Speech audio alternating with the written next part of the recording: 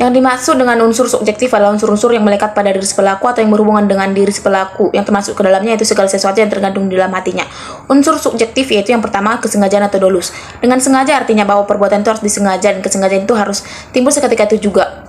Karena sengaja atau dolus yang dimaksud dalam pasal 338 KUHP adalah perbuatan sengaja yang telah terbentuk tanpa direncanakan terlebih dahulu.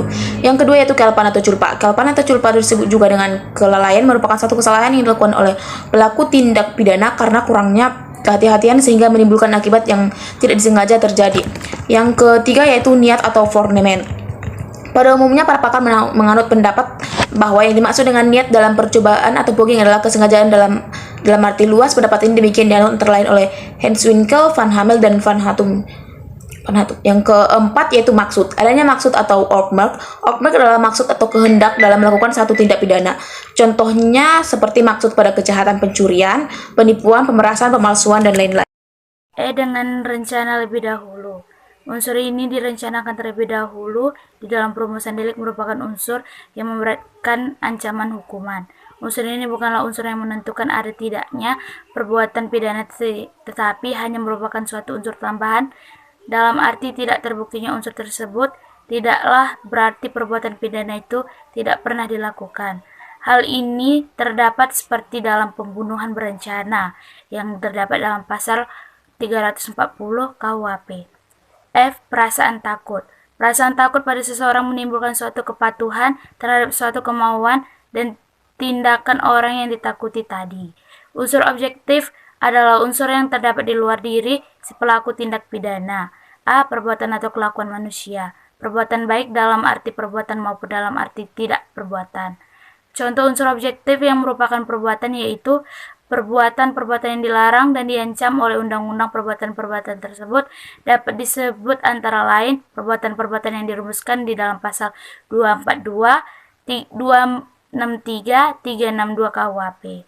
Akibat yang menjadikan syarat mutlak atau delik. Akibat yang menjadi syarat mutlak dalam tindak pidana material. Contoh unsur objektif yang berupa suatu akibat adalah akibat-akibat yang dilarang dan diancam oleh undang-undang dan sekaligus merupakan syarat mutlak dalam tindak pidana, antara lain akibat-akibat sebagai dimaksudkan dalam pasal 351, 338 KUHP. C. Unsur melawan hukum. Perbuatan melawan hukum diatur dalam pasal 1365 Kitab Undang-Undang KUHP Perdata. Berbunyi, perbuatan yang melanggar hukum dan membawa kerugian kepada orang lain mewajibkan orang yang menimbulkan kerugian itu karena kesalahan untuk menggantikan kerugian tersebut. Dari bunyi pasal tersebut maka dapat ditarik unsur PMH sebagai berikut. 1. Ada perbuatan melawan hukum. 2. Ada kesalahan. 3. Ada hubungan sebab akibat antara kerugian dan perbuatan. 4. Ada kerugian. Unsur lain yang menentukan sifat tindak pidana. Untuk tindak pidana lainnya yang menentukan sifat tindak pidana itu sendiri, di sini terdapat beberapa tindakan yang untuk mendapatkan sifat tindak pidananya itu memerlukan hal-hal objektif yang menyertai perbuatan tersebut. Antara lain melanggar kesusilaan dalam pasal 281 KUHP, penghasutan dalam pasal 160 KUHP, mengemis atau pengemisan pasal 504 KUHP, mabuk karena dengan sengaja dalam pasal 561 KUHP. Perbuatan tindak pidana di atas harus dilakukan di muka umum. Unsur yang memberatkan tindak pidana. Unsur-unsur yang memberatkan tindak pidana, hal ini terdapat dalam delik yang dikualifikasikan oleh akibatnya, yaitu karena timbulnya akibat tertentu, maka ancaman pidana diperberat.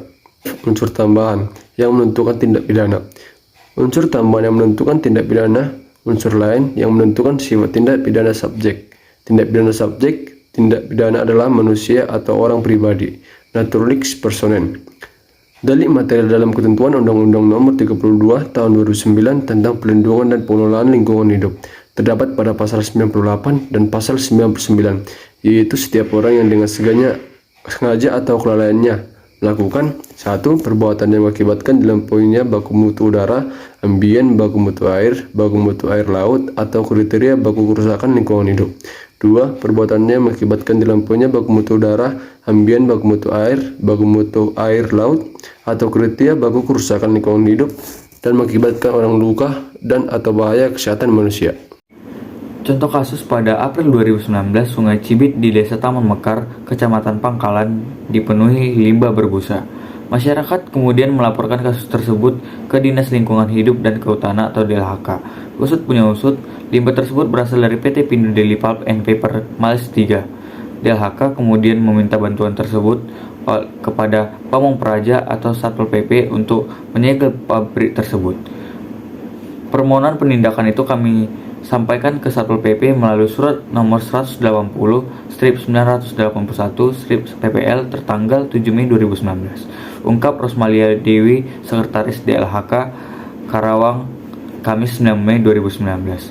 Nuredi Irwansyah Putra.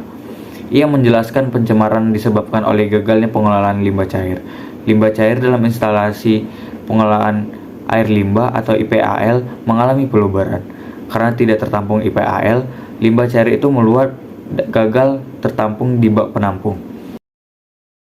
Perbuatan dilarang masuk kategori delik formil dalam Undang-Undang Nomor 32 Tahun 2009 tentang Perlindungan dan Pengelolaan Lingkungan Hidup terdapat pasal 100 sampai 111 dan pasal 113 sampai 115 antara lain. 1. Melanggar baku mutu air limbah. Kedua, melepaskan produk rekayasa. Ketiga, melakukan pengolahan limbah B3 tanpa izin. Keempat, menghasilkan limbah B3 dan tidak melakukan pengolahan. Kelima, melakukan dumping limbah ke media lingkungan hidup tanpa izin. Keenam, melakukan limbah ke dalam wilayah NKRI. Ketujuh, melakukan pembakaran lahan. Kelapan, melakukan usaha kegiatan tanpa memiliki izin lingkungan. Kesembilan, menyusun AMDAL tanpa memiliki sertifikat. Kesepuluh, pejabat pemberi izin lingkungan yang menerbitkan izin lingkungan tanpa dilengkapi dengan AMDAL atau UKL UPL. Contoh kasus lumpur beracun yang ada di lahan permukiman. Pada Oktober 2019 diketahui ada penguburan puluhan ton lumpur beracun di dalam tanah permukiman Desa Dorowolong, Kecamatan Purwosari. Satuan Reskrim Polres Karawang berhasil mengungkapkan kasus pencemaran lingkungan yang melibatkan beberapa perusahaan.